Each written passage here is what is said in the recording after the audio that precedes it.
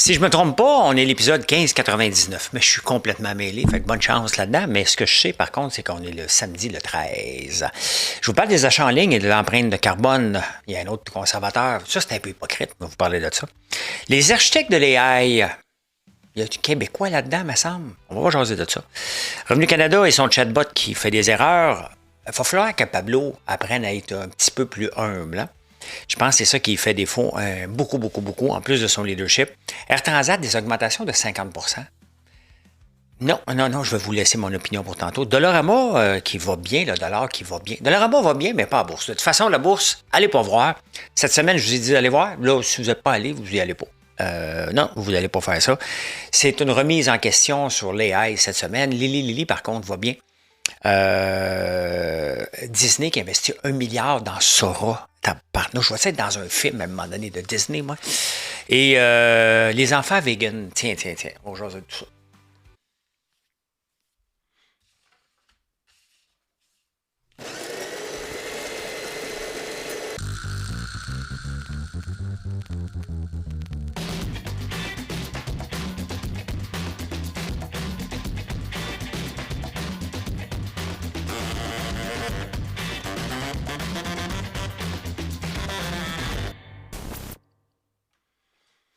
Une petite parenthèse avant de commencer le show.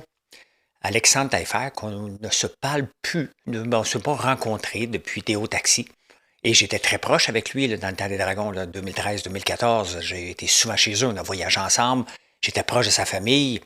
Et donc, je l'ai connu avant que malheureusement, ce qui était arrivé avec son garçon. Et cet été, j'ai pris une marche, j'ai rencontré Debbie, sa femme. Et salut, comment ça va? Il habite pas loin de chez moi. Hey, on devrait s'organiser. Oui. Puis, c'est bon, on se revoit pas. J'ai appris hier qu'elle était décédée. Ça m'a fait un choc. Elle a à peine 50 ans, là, ou un petit peu plus que 50 ans. C'est tout un choc de voir des gens de notre âge, ou même plus jeunes que nous, partir. Elle a eu un cancer foudroyant, je ne sais pas lequel, mais ça n'a pas duré longtemps, bien évidemment. Donc, mes sympathies à Alexandre. Même si on a des différends, moi, il m'aime pas parce que j'ai parlé de Théo Taxi. C'est bien correct. C'est bien correct. Lorsqu'on fait de l'analyse puis de la chronique, comme je fais, des fois, tu te fais des amis, puis des fois, tu te fais des ennemis. C'est comme ça. J'accepte ça.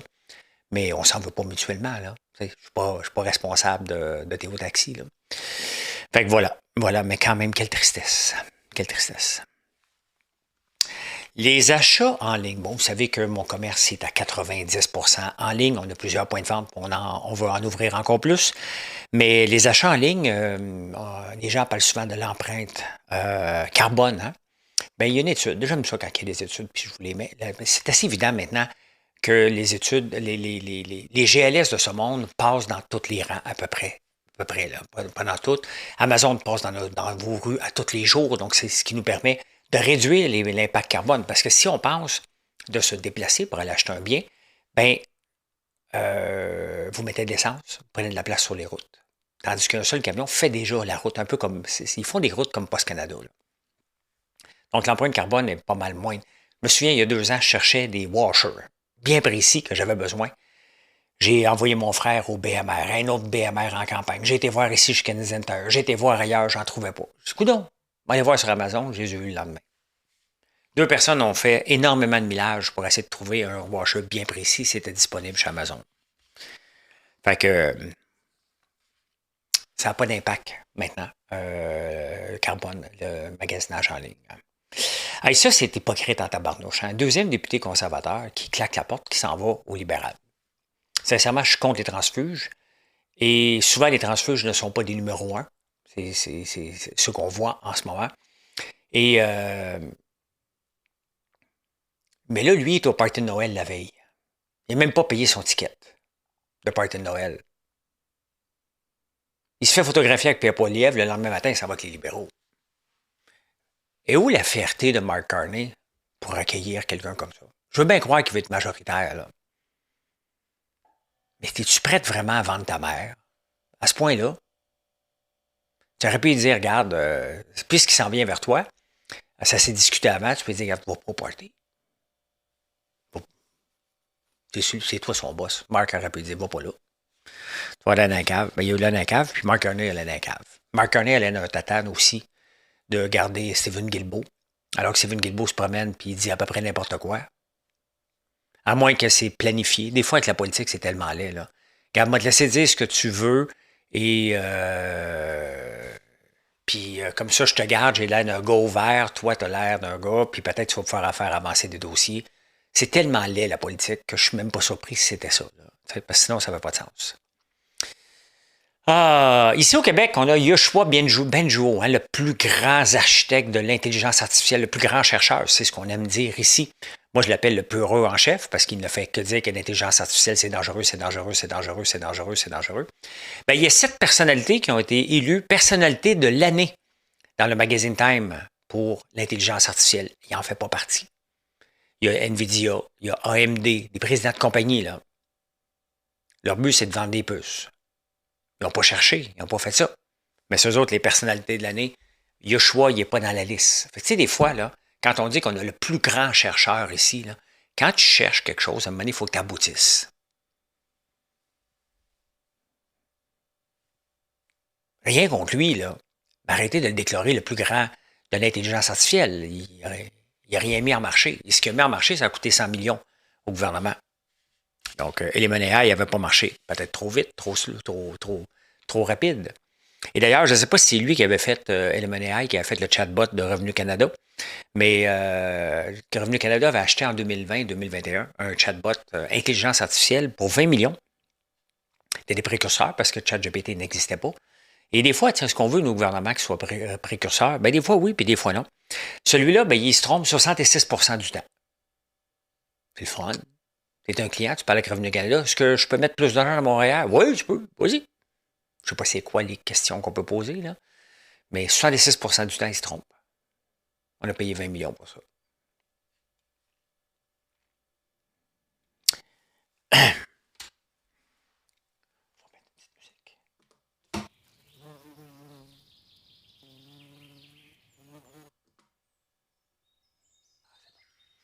Je vais mettre une petite musique, c'est parce que je veux vous annoncer quelque chose. Depuis 7 mois, c'est la première fois qu'on a un surplus avec les Américains. Surplus commercial. Malgré les barrières tarifaires qu'ils nous ont mis. On vend plus aux États-Unis que les États-Unis achètent de nous autres. Bon, c'est pas beaucoup. Hein? Au mois d'août, on perdait 6,7 milliards avec les États-Unis. Là, on vient de gagner 153 millions. Le dites pas. Je le dis tout bas parce que, tu sais, Donald, je sais que les internets m'écoutent, hein? Ils m'écoutent, puis là, les gens ils sont en train d'analyser sur YouTube parce que tu as dit ça. Fait que là, des fois, je veux pas le dire. Sans blague, il y a des gens qui pensent ça, là. Ils espionnent.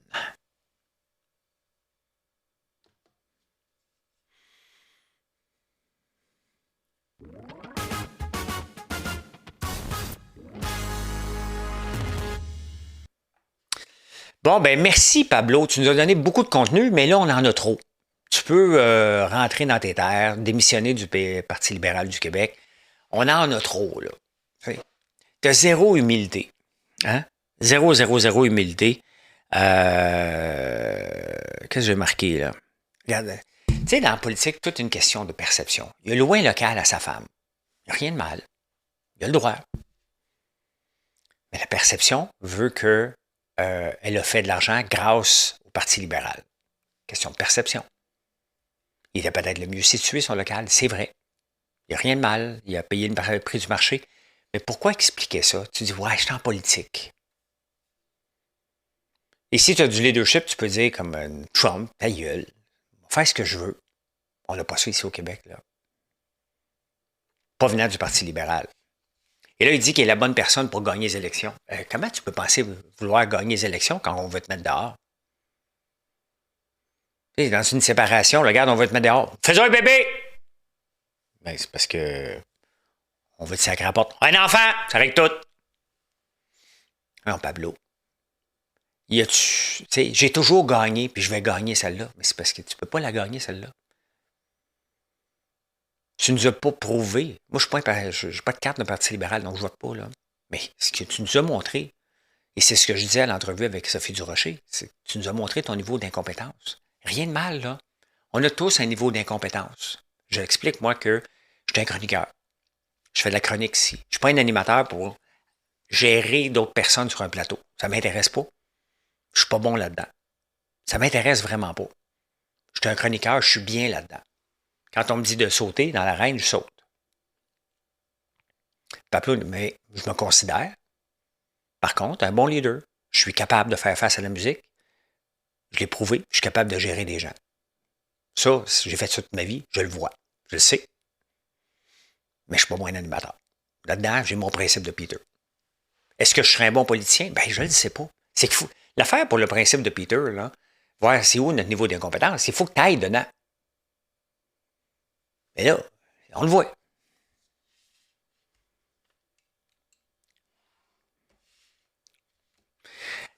J'aime pas où le Québec s'en va.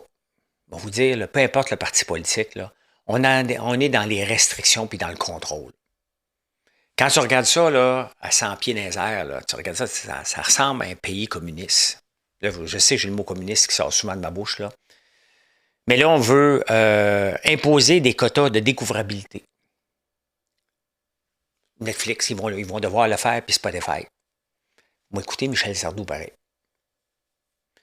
S'il n'y a pas de talent, si les artistes ne sont pas capables de se vendre, pourquoi nous les mettre d'en face?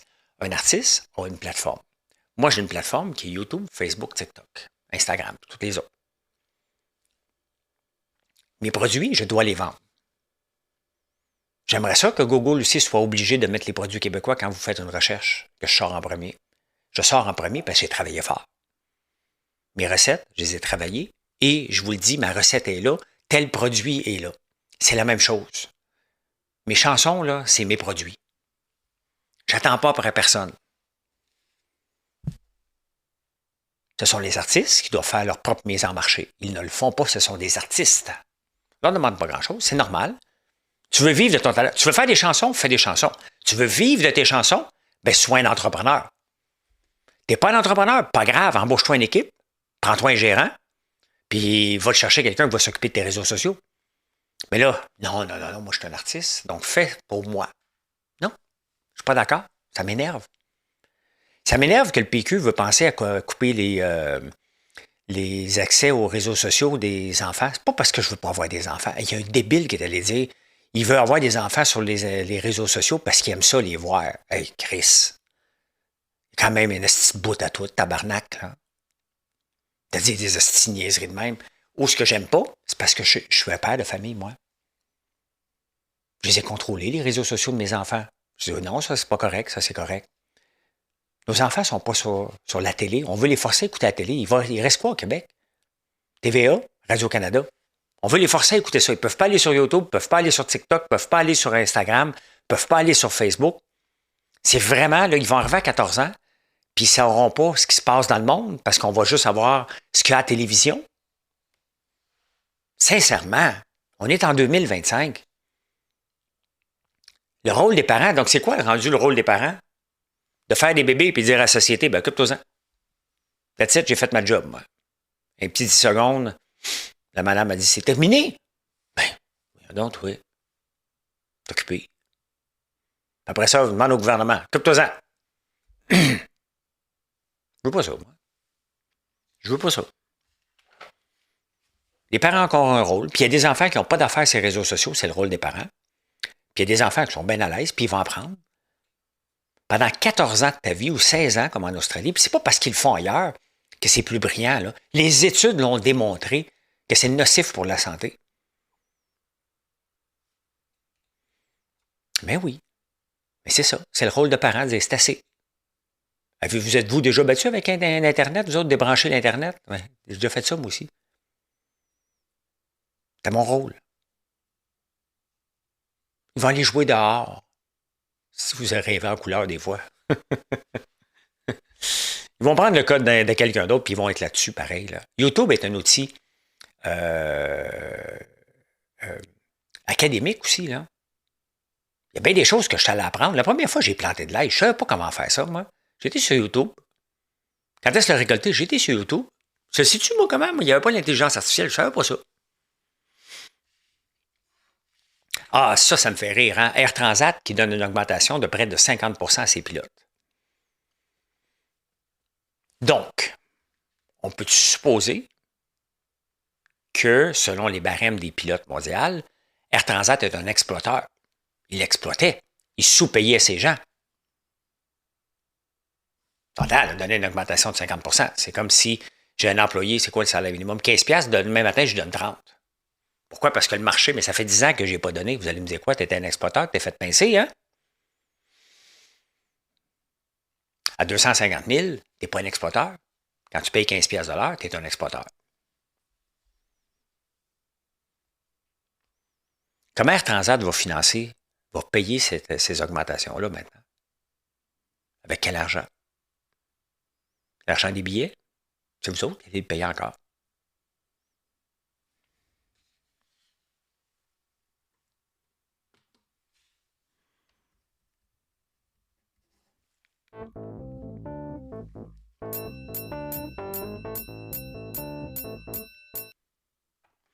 Ben, vous êtes des grandes personnes. Fait que si ça vous tente d'aller voir un désastre, allez-y. Allez voir la bourse. Allez voir ça.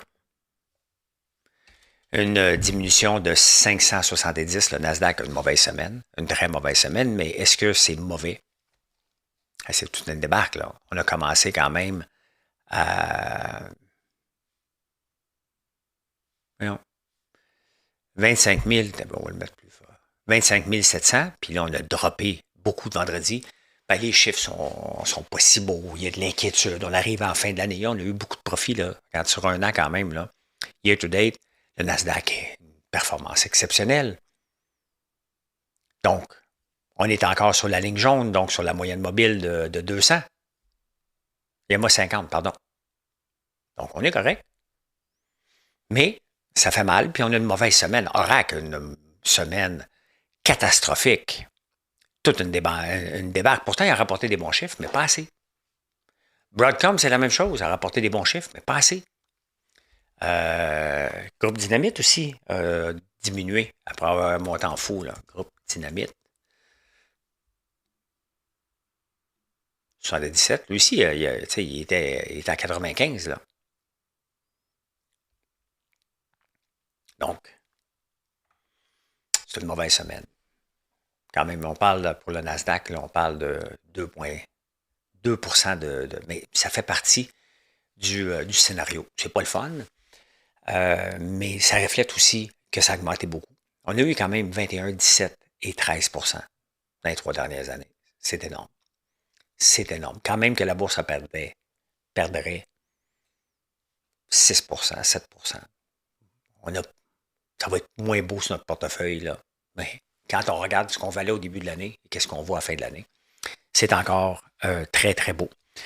Il y a une chose, par contre, qui est combinée. Puis si vous avez des placements comme moi, une partie en dollars canadiens, une partie en dollars américains, ben vous la trouvez un petit peu moins drôle parce que quand la bourse tombe comme elle tombe en ce moment, puis que le dollar canadien va super bien, comme il va en ce moment, il est rendu à 72,6, ben c'est beaucoup, là. Au total, le 2,6 cents sur 77, on parle à peu près de 4 %. Donc, votre valeur de portefeuille a tombé de 4 %. Et c'est pour ça que j'étais déçu cette semaine. Ben, j'ai été voir mes placements, malgré que mes placements ont monté beaucoup en dollars américains. Lorsqu'on les traduit en dollars canadiens, ben, il y avait une 4 % de différence. Puis bon, sur 500 pièces de toute la valeur de mon portefeuille, 500 pièces, 4 %, ça vaut beaucoup, là. Marche-tu, ça? OK. Donc, c'est comme ça. C'est comme ça, mais bon, ça fait partie de la game. Tu sais. Ça fait partie de la game, donc il ne faut pas capoter. Un autre titre qu'on se serait attendu, qui aille beaucoup mieux, c'est beaucoup mieux, il va bien quand même, là, c'est Dollarama. Dollarama qui rapporte des chiffres exceptionnels. Et on peut parler de plus en plus de nouveaux couche-tard, Dollarama. Ça va super bien, les gens vont magasiner là. Donc l'action sur, mettons, on va regarder sur un mois, ben, elle fait du surplace, elle avait monté beaucoup au résultat, puis elle a descendu parce que la bourse en arrache, mais quand même une surprise dans les profits de 5%, 1 milliard de profits, quand même. Hein? Très intéressant de le voir aller. J'en ai du Dollarama. Je ne le transige pas, mais j'en ai. Donc, je ne me plains pas du tout, du tout, du tout, de le voir monter. Euh, SpaceX, hier, je vous ai parlé d'une valorisation potentielle de 80 milliards. Là, Elon Musk qui parle d'une valorisation de 800 milliards, de 1500 milliards. Et ça fait monter Tesla, parce que les actionnaires de Tesla se disent, ben, on va peut-être en avoir une partie ou c'est automatique qu'on va en avoir. Donc, Tesla se maintient. Il y a quand même beaucoup de choses. Hein? Elon Musk, quand même, là, il a réussi à renverser la vapeur sur les propriétaires de Tesla qui étaient mal vus. Hein? Il y avait beaucoup de vandalisme hein, à cause d'Elon Musk avec le rôle de Doge qu'il avait hérité avec Elon Musk. Mais l'action va bien, même très bien. Là. Très, très bien. Il n'est pas à son plus haut, là, si on regarde ça. Il est to date, mais il est presque à son plus haut. Donc, combien il vaut, ce maudit-là? Mais il vient de vendre un peu d'action. Il vient d'en vendre un petit peu. Forbes. Real-time billionaire.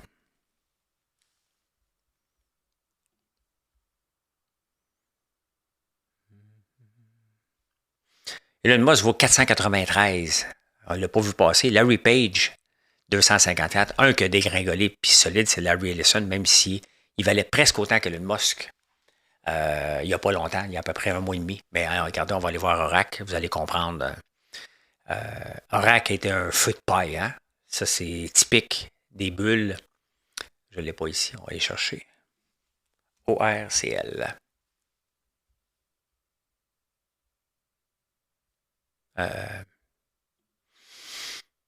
Il va se réveiller, il va me donner Oracle parce que. Ben, je serai là. J'ai rien que la chanson de Marie-Lou avec Gino Chelico. Ah, on va continuer à vous jaser quand ça va arriver. Ça va arriver. Donc, SpaceX, on parle de 1500 milliards. On parle à la fin de 2026. Hein? Là, mon ordi ne collabore pas du tout, du tout, du tout. Fait qu'on va le laisser travailler. Vous savez que je suis quand même très présent sur Sora, moins perso, mais vous continuez à faire beaucoup de vidéos. Je regardais avant d'enregistrer 8300 vidéos que vous avez faites de moi. Ce qui fait de moi la personne, la 47e personne la plus populaire aujourd'hui dans le monde de Sora. J'ai été premier quelque temps, mais je suis toujours parmi le top 50. Et ben merci pour ça, parce que ça me donne une très, très belle visibilité. Ça aide aussi ma compagnie, parce que c'est pas de parler-en bien, parlez-en mal, c'est de parler-en. Et ça l'amène une nouvelle clientèle, et c'était mon objectif visé. Et ce qui fait qu'en ce moment, on n'est pas capable de fournir pour les commandes, tout simplement. Donc, bon, j'ai Oracle, ça va avoir pris une chance, je n'ai pas attendu. Mais voici Oracle, hein, qui avait monté solide au mois de septembre, rapporte des bons chiffres, mieux que prévu, monte jusqu'à 345 et dégringole jusqu'à 189 en dedans de 2 mois. Ça, les gens espèrent trop. Et c'est bien, bien, bien correct. Qu'est-ce qui arrive en ce moment? On a besoin de souffler un peu parce que ça ne peut pas continuer comme ça. L'affaire, c'est qu'on achète les actions sur le futur. Hein? Mais à un moment donné, il faut se calmer le futur. Là. Il y en a des compagnies qui veulent faire ça. Ça va super bien, hein? Oracle. Au contraire, ça va super bien. Mais Broadcom, c'est la même chose, c'est toute la gang. Là. Donc, Sora, bon, je reviens à Sora, on va regarder Disney. Parce que là, j'attendais que on va regarder Disney. Disney qui, avec Netflix et Warner, c'est eux autres qui passent, Disney va devenir une option vraiment intéressante dans le streaming pour ça va être la seule compétition. Ben Disney qui valait il n'y a pas grand temps, ça j'en ai aussi du Disney en passant. 102, ça a monté à 112. C'est pas un titre qui performe bien dernièrement, mais ils viennent de mettre 1 milliard dans Sora, dans ChatGPT, pour faire des vidéos. Donc, je vais pouvoir être casté avec Mickey Mouse, avec whatever, je ne connais pas toutes. Là. Donc, et bien évidemment que les meilleurs, à un moment donné, vont se ramasser peut-être dans un film de Disney. Je pense que c'est ça l'objectif. Donc, intéressant, ça va forcer les gens à faire beaucoup, beaucoup. Et voyez, la même raison pourquoi je suis sur Sora. Des compagnies comme Disney, je vais aller chercher un public plus jeune qui ne me connaissent peut-être pas. On pense que tout le monde connaît Disney. Bien, Disney est prêt à mettre 1 milliard. C'est une publicité pour eux autres. Quand même. Hein? Donc, si les autres le font, C'est exactement ce que j'ai pensé il y a 2 mois, quand Sora est sorti, de me mettre dessus, puis de me faire connaître, tout simplement, en acceptant, bien entendu, tout ce qui vient avec ça. Hein? Mauvaise semaine pour les haies. Ah, on a la pilule, enfin, où ce que tu peux manger n'importe quoi, puis maigrir. Lily, qui reprend du poids de la bête, ils ont sorti une nouvelle statistique de leurs médicaments pour maigrir. Il y en a 2, 3 autres. Hein. Et regardez, c'est 1%, mais ça a augmenté beaucoup. Ça va tomber parce que c'est pas toi qui perds plus. Là, les derniers chiffres, 28% sur un an. Donc, de pourcentage de gras. D'après moi, tu dois en avoir un 300-400 livres en partant là, pour atteindre ce chiffre-là.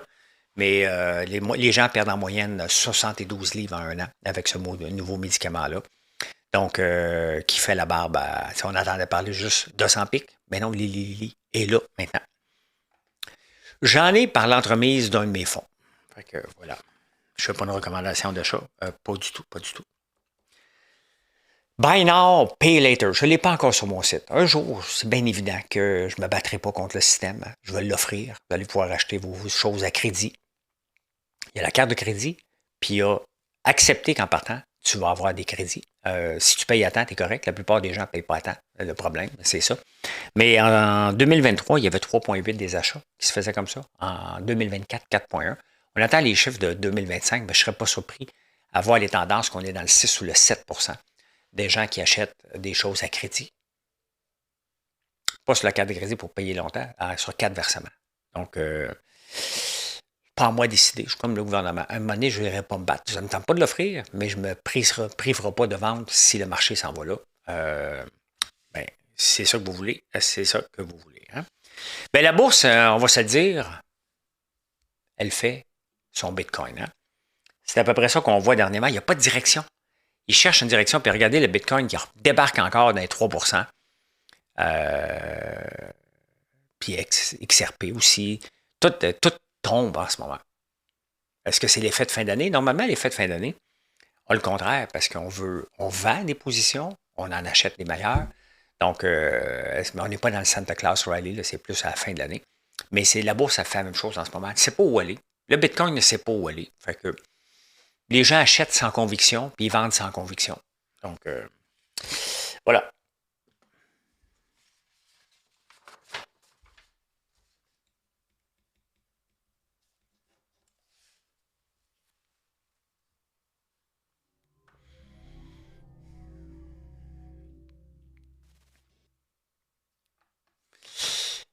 Une étude dans 18 pays, 50 000 personnes ont été suivies pendant 18 ans. Quand même, hein? On peut considérer ça une étude assez sérieuse sur les enfants véganes. Eh bien, les enfants véganes ont, en moyenne, pèsent moins lourd et ont 4 cm de moins que les enfants qui sont omnivores. Pourquoi? Parce qu'il leur manque des vitamines pour grandir. Ben, c'est pas vrai, moi, mon gars mesure 6 pieds 3 puis il est vegan. Oui, c'est des exceptions. Sur 50 000 personnes, je pense qu'on peut parler d'une tendance lourde, 4 cm de moins. Et on s'en va le 13 décembre 1978. Et qu'est-ce qui s'est passé? Vous pensez le 13 décembre 1978? Je peux vous le montrer. Je trouve ça le fun. Pollution, les Américains plus sévères que les Canadiens. On accuse tout le temps les Américains qu'ils sont des grands pollueurs, que leurs normes sont sont moins bonnes, mais pas en 1978. Là, juste vous le dire. Juste vous le dire. Merci d'être là. Je vous souhaite un excellent week-end. Venez nous voir sur françoislambert.one. Soyez patient avec vos commandes. On fait tout pour les sortir. Mais il y a un bon délai. Donc, ceux qui ont fait des commandes, on va être capable de livrer. Les autres, ça commence à être très, très, très risqué. Donc, je veux que vous le sachiez. Donc, merci d'être là. Passez une belle journée. Bye.